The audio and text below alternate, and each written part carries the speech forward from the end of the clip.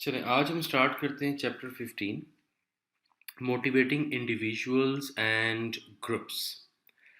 अब क्या होता है बेसिकली हम वही एचआरएम का मॉड्यूल बेसिकली डिस्कस कर रहे हैं। अब ऑर्गेनाइजेशन में क्या होता है, ऑर्गेनाइजेशन में group of people working together to achieve common goals. अब जो वो लोग काम कर रहे हैं ऑर्गेनाइजेशन में, हमारा ऑब्जेक्टिव या एम जो है वो ये है कि उनसे हमने ऑर्गेनाइजेशन के गोल्स एंड ऑब्जेक्टिव्स अचीव करवाने हैं। बट ये जो लोग हैं, जब ये ऑर्गेनाइजेशन का पार्ट बनते हैं तो इनके अपने भी तो कुछ पर्सनल गोल्स होते हैं। अब अगर हम उन लोगों से ये कहेंगे, अपने एम्प्लॉयज़, पीपल मीन एम्प्लॉयज़, अब हम अपने एम्प्लॉयज़ से अगर ये कहेंगे कि आप अपने पर्सनल गोल्स को भूल जाओ और आपने सिर्फ और सिर्फ ऑर्गेनाइजेशन के गोल्स ही अचीव करने हैं, तो ये कभी भी उनको मोटिवेट नहीं करेगा। ये डीमोटिवेशन कॉज करेगा उनमें। ये एम्प्लॉयज़ जो हैं ये कब मोटिवेट होंगे? ये सिर्फ और सिर्फ उस सिचुएशन में मोटिवेट होंगे ऑर्गेनाइजेशन के गोल्स एंड ऑब्जेक्टिव अचीव करने में, जब उनको पता होगा कि ये गोल्स एंड ऑब्जेक्टिव अचीव करने से ऑर्गेनाइजेशन के गोल्स भी अचीव हो रहे हैं और हमारे पर्सनल गोल्स भी अचीव हो रहे हैं। सिर्फ और सिर्फ तभी एम्प्लॉय मोटिवेट होगा। और जब एम्प्लॉय मोटिवेट होगा कि उसके पर्सनल गोल्स भी अचीव हो रहे हैं, उसके ऑर्गेनाइजेशन के गोल्स एंड ऑब्जेक्टिव्स भी अचीव हो रहे हैं, तो ultimately it will cause job satisfaction, जो कि एक पॉजिटिव एटीट्यूड है।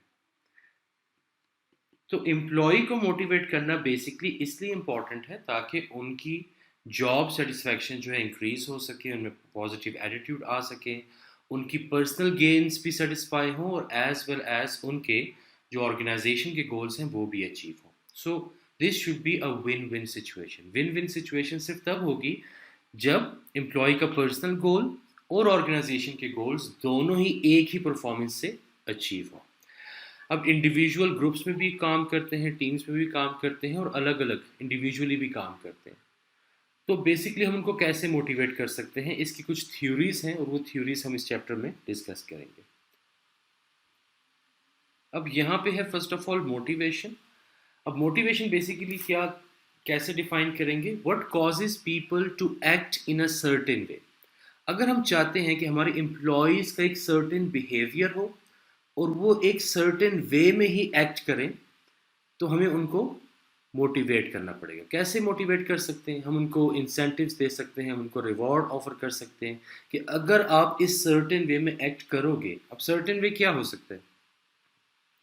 हमारे पॉइंट ऑफ व्यू से सर्टेन वे ये हो सकता है, कंपनी के पॉइंट ऑफ व्यू से या मैनेजमेंट के पॉइंट ऑफ व्यू से सर्टेन वे ये हो सकता है कि ऑर्गेनाइजेशन के जो गोल्स एंड ऑब्जेक्टिव्स हैं वो अचीव हो जैसे कि एक्सपेक्टेड है, या एम्प्लॉय से जो एक्सपेक्टेशंस है या एक्सपेक्टेड परफॉर्मेंस है उसकी एक्चुअल परफॉर्मेंस भी वैसे ही हो। So what causes people to act in a certain way. So ये वर्ड जो है इसमें आते हैं आपके रिवॉर्ड्स या इंसेंटिव्स। अब ये भी आपने याद रखते हैं कि रिवॉर्ड्स जो हैं वो फाइनेंशियल भी हो सकते हैं और वो नॉन फाइनेंशियल भी हो सकते हैं, चाहे वो रिवॉर्ड्स हो चाहे वो इंसेंटिव्स हो। तो रिवॉर्ड्स एंड इंसेंटिव्स जब आप ऑफर करते हो एम्प्लॉय को विद अ प्रॉमिस कि अगर आप एक सर्टेन लेवल की परफॉर्मेंस दोगे और हमारे गोल्स एंड ऑब्जेक्टिव्स अचीव होंगे, तो हम आपको ये रिवॉर्ड देंगे या ये इंसेंटिव्स देंगे। सो ऑब्वियसली एम्प्लॉय में मोटिवेशन आती है। अब मोटिवेशन बेसिकली अगर आप उसको सही तरह से एम्प्लॉय को मोटिवेट करेंगे तो उससे जॉब सेटिस्फैक्शन जो है वो इंक्रीज होगी। जॉब सेटिस्फैक्शन कब इंक्रीज होगी? कि एम्प्लॉय के पर्सनल गोल्स मैच हो जाएं ऑर्गेनाइजेशन के गोल्स के साथ, कि जैसे ही एम्प्लॉय परफॉर्मेंस दे रहा है उसके अपने गोल्स भी अचीव हो रहे हैं और साथ साथ ऑर्गेनाइजेशन के गोल्स भी अचीव हो रहे हैं। इस कॉन्सेप्ट को बेसिकली हम कहते हैं alignment of goals and objectives. Alignment of goals, या इसको हम गोल कंग्रुएंस भी कहते हैं। Both have the same meaning. और जॉब सेटिस्फैक्शन जो है ये पॉजिटिव एटीट्यूड है। अब क्या फ़ायदा होगा जॉब सेटिस्फैक्शन का? एम्प्लॉय के पर्सनल गोल्स अचीव होंगे, ऑर्गेनाइजेशन के गोल्स अचीव होंगे, लेबर टर्नओवर जो है बहुत लो हो जाएगा, एफिशिएंसी, इफेक्टिवनेस, प्रोडक्टिविटी ये इंक्रीज हो जाएगा। तो obviously it's a win win situation for employ as well as for the organisation. Job dissatisfaction भी हो सकती है अगर इसके ऑपोजिट होगा। आप एम्प्लॉय को मोटिवेट कर रहे हो और मोटिवेट करने के लिए आप उसको रिवॉर्ड एंड इंसेंटिव्स तो ऑफर कर रहे हो, लेकिन वो उसको वैल्यू नहीं करता।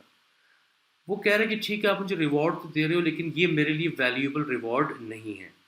जब वो उसको रिकग्नाइज ही नहीं करेगा एम्प्लॉय उस रिवॉर्ड को, या उसको कंसिडर ही नहीं करेगा, तो वो कभी भी ऐसी परफॉर्मेंस नहीं देगा जिससे ऑर्गेनाइजेशन के गोल्स या ऑब्जेक्टिव अचीव हो। फिर क्या होगा? फिर कन्फ्लिक्ट ऑफ इंटरेस्ट आना शुरू हो जाएगा। एम्प्लॉय जो है वो सिर्फ उतना ही काम करेगा जिससे उसके पर्सनल गोल्स अचीव हो जाए। वो ऑर्गेनाइजेशन गोल्स को अचीव करने के लिए कभी भी काम नहीं करेगा। और मैनेजर्स को भी यहाँ पर प्रॉब्लम आना शुरू हो जाएगी, क्योंकि एम्प्लॉय के गोल्स तो अचीव हो रहे हैं लेकिन ओवरऑल ऑर्गेनाइजेशन के गोल्स अचीव नहीं हो रहे। जो एक्सपेक्टेड परफॉर्मेंस है उस एम्प्लॉय से, वो परफॉर्मेंस हमें नहीं मिल रही। तो जब भी जॉब डिससेटिस्फैक्शन होगी एम्प्लॉय को, तो फिर क्या होगा?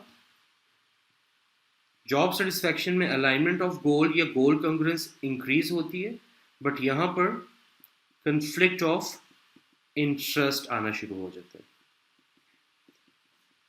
कि एम्प्लॉय अपने पर्सनल गोल्स अचीव करने के लिए काम कर रहा है और ऑर्गेनाइजेशन के गोल्स को कंसिडर ही नहीं कर रहा। अब जॉब डिससेटिस्फैक्शन के प्रॉब्लम्स क्या होंगे? एफिशिएंसी कम हो जाएगी एम्प्लॉय की, इफेक्टिवनेस नहीं रहेगी उसमें, लो प्रोडक्टिविटी हो जाएगी, लेबर टर्नओवर जो है वो हाई हो जाएगा। बार बार जो एम्प्लॉयज़ हैं वो ऑर्गेनाइजेशन को ज्वाइन करेंगे, डिससेटिस्फैक्शन होगी, छोड़ के चले जाएंगे। फिर नए एम्प्लॉय को आपको हायर करना पड़ेगा। अब हाई लेबर टर्नओवर के बहुत ज़्यादा प्रॉब्लम होते हैं। आपको स्किल्ड लेबर बार बार मार्केट में मिलना आसान नहीं होता, या जो आपका एक्सपीरियंस लेबर होता है वो आपका चला जाता है, ये एक्सपीरियंस एम्प्लॉय आपका चला जाता है, और दूसरे को जो आप लेके आते हो तो उसको एक्सपीरियंस गेन करने में टाइम लगता है। वो इनएक्सपीरियंस होगा, वो अनस्किल होगा, वो जो प्रोडक्शन करेगा उसमें वेस्टेज बहुत ज़्यादा होगा, उसको टाइम बहुत ज़्यादा लगेगा, क्योंकि वो सीख रहा है, लर्निंग कर्व में से गुजर रहा है। हर एम्प्लॉय जो नया आएगा वो एक लर्निंग कर्व में से गुजरेगा। एक्सपीरियंस एम्प्लॉय ऑलरेडी उससे गुजर चुका होता है, तो उसको रिटेन करना बहुत इंपॉर्टेंट होता है। And ultimately it's a negative attitude. और अगर सब एम्प्लॉयज़ का नेगेटिव एटीट्यूड होगा तो वो क्या कस्टमर को अच्छे से ट्रीट करेगा, वो क्या सप्लायर के रिलेशनशिप पे ध्यान देगा। अगर एम्प्लॉय खुश नहीं है, उसकी जॉब डिससेटिस्फैक्शन है, कोई कस्टमर आता है उससे बात करता है, वो कस्टमर को सही से ट्रीट ही नहीं करेगा। आपके हो सकते हैं मेजर कस्टमर आपसे खफा होकर चले जाएं, और फिर क्या होगा? आपकी कंपनी का रेवेन्यू एंड प्रॉफिट्स कम होंगे, एंड अल्टीमेटली आप लॉसेस करना शुरू कर देंगे। तो motivation is such an important factor to consider कि हमने ऐसा रिवॉर्ड या इंसेंटिव एम्प्लॉय को ऑफर करना है जिसको वो वैल्यू भी दे, जिसको वो कंसिडर करे, जिसको वो रिकग्नाइज भी करे, तभी उसकी जॉब सेटिस्फैक्शन होगी। अदरवाइज जॉब डिससेटिस्फैक्शन होगी और उसका नेगेटिव इफेक्ट आएगा ऑर्गेनाइजेशन पे। अब मोटिवेशन को एक्सप्लेन करने के लिए दो किस्म की थ्योरीज होती हैं। एक होती है कंटेंट थ्योरी और दूसरी होती है process theory. Content theories basically क्या बताती हैं? What motivates people. अब हमने ये बात कर दी कि रिवॉर्ड एंड इंसेंटिव्स जो हैं ये लोगों को मोटिवेट करते हैं, बट किस किस्म के? हर बंदे को एक ही किस्म का रिवॉर्ड या इंसेंटिव मोटिवेट नहीं करेगा। एक डायरेक्ट आप ये अनाउंस करते हो कि पूरी ऑर्गेनाइजेशन में जितने भी एम्प्लॉयज़ हैं सबकी सैलरी को हम $100 से बढ़ा रहे हैं। अब जिस लेबर की मंथली सैलरी ही $500-600 है, वो तो इसको बहुत वैल्यू करेगा, वो इसको कंसिडर करेगा। $100 इज़ अ बिग अमाउंट, उसकी 20% सैलरी बढ़ गई। लेकिन जो डायरेक्टर है जो ऑलरेडी $1 million अ ईयर ले रहा है फॉर एग्जांपल, उसकी सैलरी अगर $100 से इंक्रीज हो जाए तो उसको क्या खुशी इस बात की? वो कभी भी उसको कंसिडर ही नहीं करेगा। वो अब उसके लिए बढ़ाएं या ना बढ़ाएं उससे कोई फ़र्क नहीं पड़ता, अगर एक फिक्स अमाउंट से आप बढ़ा रहे हैं। तो व्हाट मोटिवेट्स पीपल? अब ये डिपेंड करता है कि उसकी नीड क्या है। हर जो एम्प्लॉय होता है उसकी कोई ना कोई नीड होती है, और वही नीड जो है वो उसका पर्सनल गोल एंड ऑब्जेक्टिव बनती है। और वो जब भी ऑर्गेनाइजेशन का पार्ट बनता है, उसका जो टॉप प्रायोरिटी होती है वो यही होती है कि उसकी जो भी नीड्स हैं वो फुलफिल हो। अब एक डायरेक्टर की नीड और एक लेबर की नीड में ज़मीन आसमान का फ़र्क होता है।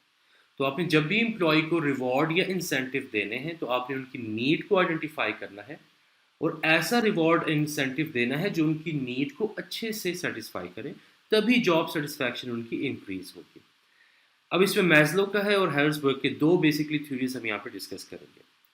फिर है प्रोसेस थ्योरी। प्रोसेस थ्योरी थोड़ी सी डिफरेंट होती है। प्रोसेस थ्योरी में क्या बताया जाता है, how can people be motivated, कि लोगों को मोटिवेट करने का बेसिकली प्रोसेस क्या है, जिसमें वो प्रोसेस बताते हैं थ्योरी में, तो उसको हम कहते हैं प्रोसेस थ्योरी। इसमें व्रूम थ्योरी जो है सबसे फेमस है, एक और भी थ्योरी हम इसमें पढ़ेंगे। तो दो थ्योरीज हम कंटेंट थ्योरीज पढ़ेंगे और दो हम प्रोसेस थ्योरी इस चैप्टर में पढ़ेंगे। इसके